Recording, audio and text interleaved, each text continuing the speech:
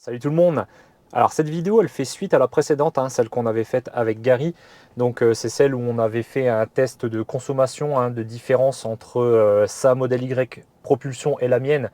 Donc lui avec ses barres de toit et moi forcément sans. Donc du coup on a pu réaliser ce test. Et pour venir sur Amiens, donc j'avais fait justement l'aller sans autoroute, enfin avec un tout petit bout de 110 km/h. Mais bon, ça c'était pour arriver sur Amiens, pas le choix. Et là, par contre, le retour va se faire uniquement sur autoroute à 120 km/h si on peut, forcément, sauf si c'est des portions à 110. Comme ça, on va pouvoir voir la différence. Sachant que sur l'aller, donc on avait consommé environ 159, je crois, watts par kilomètre sans autoroute. Donc là, on va voir ce que ça donne pour faire à peu près la même chose. Donc là, il m'annonce 133 km et contre 112 sur l'aller. 1h24 au lieu de 1h50 100. Et normalement, donc là je pars avec 58% de batterie, il me dit que je devrais arriver avec 19% de batterie, donc on va voir si on fait mieux, si on fait pire. Normalement je pense qu'on devrait faire mieux. Et puis on verra surtout la conso sur autoroute, puisque sans les aéro-wheels d'origine, donc là c'est avec les aéro-wheels AliExpress que j'ai, les blancs et noirs. Donc on verra si c'est bien mieux ou ou pire. Sachant que j'ai pas vraiment encore eu l'occasion de tester avec les aéros sur autoroute. J'avais fait un tout petit morceau il y a quelques temps de ça, un petit morceau d'autoroute à 120 et j'étais autour des 150, je crois, entre 150 et 160 watts par kilomètre.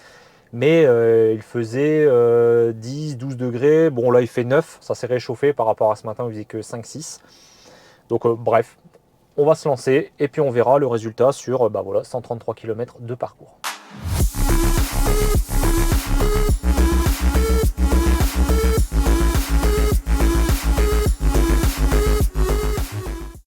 Alors ça y est, on est sur l'autoroute, donc du coup j'ai remis le trip à 0, c'est vrai que je ne l'ai pas précisé. Donc là on a fait 7 km, on est à 164-65, bon ça augmente puisqu'on vient de descendre, là il y a une petite descente. Donc pour l'instant c'est limité à 110 km/h. Donc on va voir un petit peu ce que ça donne sur le reste de l'autoroute. Donc comme je disais, 120, on mettra 120 km/h parce que c'est toujours à peu près la vitesse où je roule sur autoroute. Je suis très rarement à 130. Donc du coup on va garder cette conduite, je dirais comme conduite de référence, puisque c'est ma conduite de référence. Et ça donnera une bonne idée de ce que vaut ce modèle Y propulsion, voilà, par 10 degrés de température, sans aéro, parce qu'on peut considérer que les aéro-wheels que j'ai sont sans vraiment aéro, puisqu'ils prennent exactement la forme de la jante. Donc c'est comme si j'en avais pas. Donc on verra ce que ça donne. Alors petit bilan mi-parcours, on va regarder un petit peu les consos.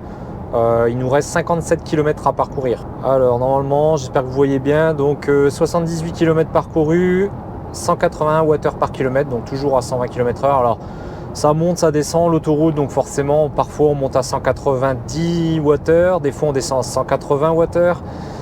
Voilà, donc c'est plutôt pas trop mal. Bon, le temps est pas ouf, là il s'est mis il commence légèrement à se mettre à pleuvoir, mais le vent, je pense qu'il n'y a pas trop de vent, donc je ne sais pas si c'est un facteur qu'on peut prendre en compte là par rapport aux conditions météo. Mais bon, voilà. Bon, j'ai pas l'habitude moi de voir autant sur ma voiture, parce qu'avec la SR Plus à 120 km/h, on était plus autour des 160, ouais, maxi 165 watts par kilomètre, des fois 170 quand le temps était pas terrible. Donc là, ouais, quand je vois 180-190, ça me fait bizarre, mais bon, c'est normal, SUV, presque 2 tonnes. C'est logique, ça prend plus le vent, donc voilà, un peu moins efficient, c'est normal.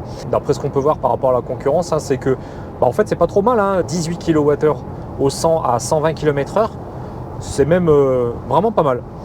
Donc bon, là par contre il se met un peu plus à pleuvoir, donc à mon avis les consos vont se ressentir aussi. Là la consommation va à mon avis augmenter un petit peu. Allez, on se retrouve pour la fin du parcours. Alors petit bilan, je vais bientôt sortir de l'autoroute là dans 1 km, même pas. Donc je vous montre les consos et j'ai pu faire quasiment les 130 km à 120 km/h. Donc 177 watts par kilomètre, donc 23 km consommés, 131 km parcourus. Donc en fait c'est pas mal, ça a plutôt baissé puisqu'après c'était plutôt plat malgré la pluie. On regardera un peu les stats finales, mais parce que là je vous montre avant de sortir, puisqu'après ça va être biaisé forcément avec le petit morceau de ville que je vais faire pour rentrer chez moi. Donc je voulais vous montrer, voilà, donc 177 watts par kilomètre à 120 km/h, 10 degrés, enfin 9 là actuellement parce que ça refroidit un petit peu, et un chauffage réglé à 19, 19,5 en automatique. Allez, je vous reprends pour la fin de la vidéo. Alors ça y est, bien rentré, donc je vous montre du coup le résultat final. Donc on a parcouru 134 km, 173 Wh par kilomètre. Donc finalement c'est pas trop mal, hein. Là depuis la charge, donc ce matin, enfin cette nuit, on a fait une moyenne de 165, 279 km, il nous reste 66 km, donc on dépasse largement les 300 km d'autonomie, en ayant fait plus de 130 km sur autoroute à 120 km/h, et j'ai vraiment pu tenir le 120 km/h. Allez, 95% du temps, j'ai quasiment pas eu de ralentissement, quasiment pas eu de voiture. On va regarder par contre ce que dit la consommation de la voiture, hein, au niveau du graphique. Alors là, il nous dit qu'en fait, on aurait pu gagner 16 km d'autonomie si on roulait à 110. Alors, ça, je comprends pas trop. Comment le planificateur dit à la base, hein, quand j'avais fait la planification du parcours, il me disait que j'allais arriver avec 19%. Finalement, je suis arrivé avec 16%. Et au final, il me dit qu'il faudrait que je roule encore à moins que ça, donc c'est-à-dire à 110 km/h. Bon, je vois pas trop l'intérêt. Quand on est sur l'autoroute, il faut au moins rouler à 120, 110, ça commence à... Je trouve on commence à se traîner un petit peu à 110. 120 pour moi c'est vraiment parfait. C'est ni trop rapide ni trop bas, on se traîne pas, on a une bonne vitesse. Pour moi, pour un VE, le 120 km/h c'est l'idéal. Donc c'est là où elle doit à la limite le moins consommer quand elle est à sa vitesse entre guillemets de croisière, d'avoir une consommation stable. Donc voilà, donc 120 km/h c'est bien, 110 ça commence à faire un peu juste, autant prendre les petites routes pour moi si c'est ça, surtout qu'on la paye cette autoroute, donc si c'est en plus pour rouler moins que ce qu'on est censé faire, hein, c'est-à-dire normalement même 130, bon ça commence à être un peu compliqué je trouve, et pas très intéressant. Donc là en gros on aurait consommé soi-disant 4% en plus. Par contre il y a une chose qui est intéressante que je viens de voir, c'est qu'il dit que le vent aussi était de 12,3 km/h en provenance du sud, et ça nous a fait économiser 0,3%, donc ça veut dire qu'on avait le vent dans le dos. Donc 177 Wh par kilomètre quand j'ai filmé juste avant la sortie de l'autoroute, ça veut dire qu'on aura peut-être été plus autour des 180 si je comprends bien à peu près, hein, faudrait faire le calcul, 0,3% c'est infime. Donc on avait un petit léger vent dans le dos. Bon, je pense qu'on n'est pas obligé d'en tenir compte. Par contre, ouais, c'est vrai que faire une estimation d'arriver chez soi sur son parcours à 19%, arriver avec 16, et il nous dit qu'on a roulé trop vite en gros, hein, et qu'il aurait fallu rouler à 110, bon bah à ce moment-là, c'est pas logique. Le planificateur, il devrait faire l'estimation en roulant à 130 quand c'est 130, 80 quand c'est 80, etc., etc. Bon, je comprends pas trop ce système de calcul chez Tesla. Mais bon, pour moi, 120, c'est bien, c'est le bon compromis. Finalement, bon, bah, 177, c'est pas trop mal.